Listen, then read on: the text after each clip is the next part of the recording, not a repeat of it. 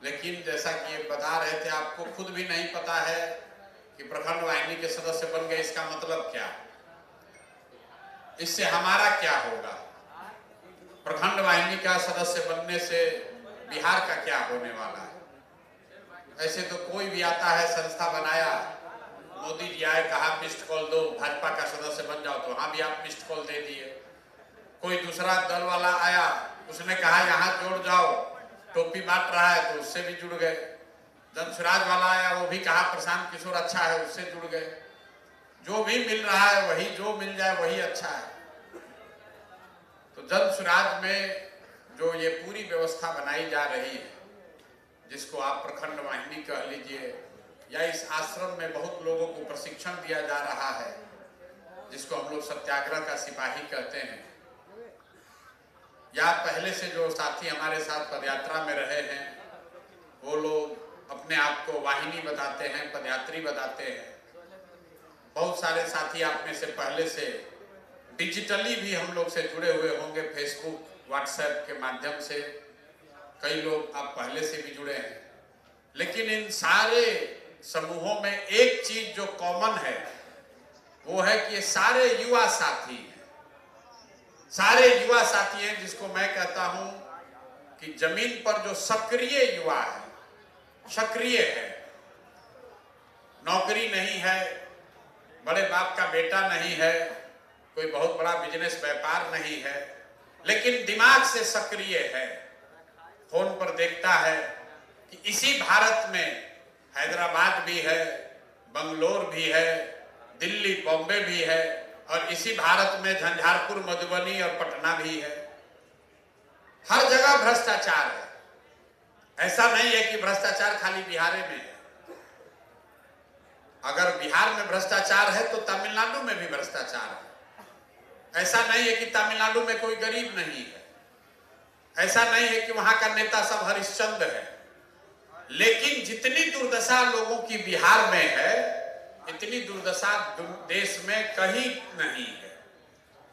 यहां से लोग पंजाब में, हरियाणा में जाते हैं नौकरी करने, मजदूरी करने। यहां से आदमी जा रहा है तमिलनाडु, कोयम्बटूर में।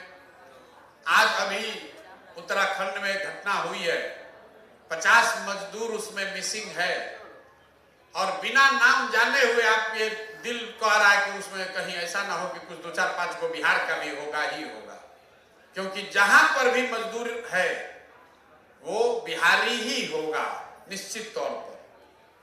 पिछले 20, 25, 30, 40 सालों में बिहार में सीमेंट का फैक्ट्री नहीं लगा, यहां स्टील छड़ का फैक्ट्री नहीं है, चीनी मिल था बंद हो गया, पेपर मिल नहीं लगा, यहाँ टीवी फ्रिज नहीं बनता है, यहाँ स्कूटर मोटरसाइकिल गाड़ी नहीं बनता है। पूरे बिहार में खाली एक ही चीज बन रहा है, वो है मजदूर। खाली यहाँ पर लोगों को मजदूर बनाया जा रहा है। ये समता मूलक समाज के नाम पर पूरे समाज को अनपढ़ बना दिया। आप यहाँ जितने लोग आए हैं, ईमानदारी से जरा सोच के बताइए, कितने लोग हैं जो महीने में 10,000 रुपया से ज्यादा कमाते हैं? जरा हाथ उठाइए। कितने लोग हैं जो महीना में 10,000 रुपया से ज्यादा कमाते हैं? 1, 2, 3, 4, 5 लोग। क्या करते हैं भैया? साउंड ठीक करो यार, जरा साउंड ठीक करो। हाँ बोलिए भैया, क्या करते हैं आप? दुकान चलाते हैं। दुकान खुद खोले हैं कि पहले का है? खुद से दुकान खोले। दुकान खोलने के लिए पैसा कहां से लाए? अरे आवाज ठीक करो यार। हाँ, बॉम्बे में रहते थे, वहां से पैसा कमा कर आए तो यहाँ दुकान खोले, 10,000 रुपए से ज्यादा कमाते हैं।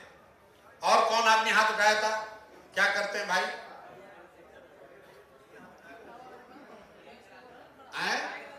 कोचिंग चलाते हैं 2 आदमी। और कौन है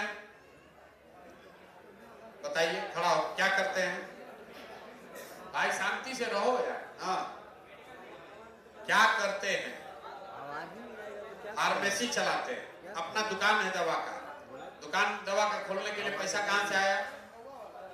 पापा दिए थे। तो मतलब पापा के पास इतना पैसा था कि दवा का दुकान खोलने का दिए हैं तो चला रहे हैं। आप देखिए, किसी भाषण का, किसी ज्ञान का जरूरत नहीं है। यहां बैठे हुए इतने युवा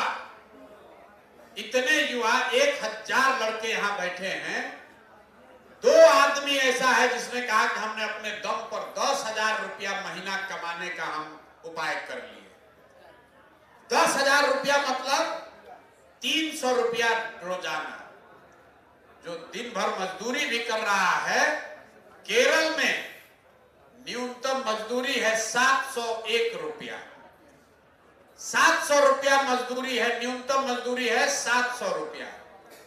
और यहां बैठे हुए सारे युवा, आप दिन में 300 रुपया, 200 रुपया भी नहीं कमा रहे। सब लोग शरीर से मजबूत लोग हैं। आप में से ज्यादातर लोग कुछ ना कुछ पढ़े लिखे भी होंगे। आपके हाथ में स्मार्टफोन भी देख रहे हैं। ये भी पैसे का जुगाड़ आपको घर और से कहीं से आप किए हैं। लेकिन ये दुखद स्थिति है कि बिहार का युवा, जिस उम्र में आपको पैसा कमाना चाहिए, आपको नाम कमाना चाहिए, अपने परिवार के लिए, आने वाले पीढ़ी के लिए कुछ कमाने बनाने का जो आपका समय है, ये समय आपका ऐसे बर्बाद हो रहा है। 10, 15, 20 वर्ष के बाद 45-50 हो जाइएगा तो कुछ जीवन में करने के लिए नहीं, तो फिर अपने बच्चों पर आश्रित हो जाइएगा कि आपका खाना दाना चले। जो आपके जीवन का सबसे ज्यादा प्रोडक्टिव ईयर है, 18 साल से 40 साल का उम्र है दुनिया में, जिसने भी कुछ बड़ा किया है, यही वो उम्र है जिसमें आपको कुछ करना है। उस उम्र में आप कुछ नहीं कर रहे। आपसे अगर हम एक एक करके पूछेंगे, ज्यादातर लड़के कुछ नहीं कर रहे। वो अपने आप को बेरोजगार भी नहीं मानते। आप घर में लगे हुए, सुबह से शाम तक सब्जी सौदा कुछ कर लिए, कोई बीमार हुआ उसको अस्पताल ले गए, दोस्तों के साथ बाजार में घूमे, मोटरसाइकिल चलाए, कोई कहीं बुलाया वहां चले गए। क्योंकि आप, कुछ लोग होगा जो ट्यूशन व्यूशन कर रहा होगा, पढ़ने का कंपटीशन का तैयारी कर रहा होगा, लेकिन आप प्रोडक्टिव कुछ भी नहीं कर रहे। तो वाहिनी में, जन सुराज में आपको इसलिए नहीं जोड़ा जा रहा है कि आप जुड़िए और जैसे पहले नेताओं का नारा लगाए हैं, मोदी जिंदाबाद बोले हैं, लालू जिंदाबाद बोले, नीतीश जिंदाबाद बोले, नेताओं के आगे पीछे घूमे, मोटरसाइकिल पर बैठकर घूम लिए, आपका जीवन नहीं बदला। मोदी बन गए प्रधानमंत्री, आपका जीवन नहीं बदला। लालू जी का जीवन बदल गया, नीतीश का जीवन बदला, प्रशांत किशोर का भी जीवन बदल जाएगा, आपका जीवन नहीं बदलेगा। जन सुराज का व्यवस्था बन भी जाए तो अगर आप में योग्यता, पात्रता नहीं होगी तो आपका जीवन नहीं बदलने वाला है। यहां सड़क बन गया है, सड़क का फायदा उसको है जिसके पास गाड़ी है। जिसको चलने के लिए गाड़ी नहीं है, उसको इससे क्या मतलब है कि सड़क है कि नहीं है। तो जितना आदमी आप आए हैं, बिहार बदलना है। अरे भाई, बिहार तो बदलना है, ठीक बात है। जन सुराज आएगा तो बदल जाएगा, ये भी मान लीजिए एक बार को।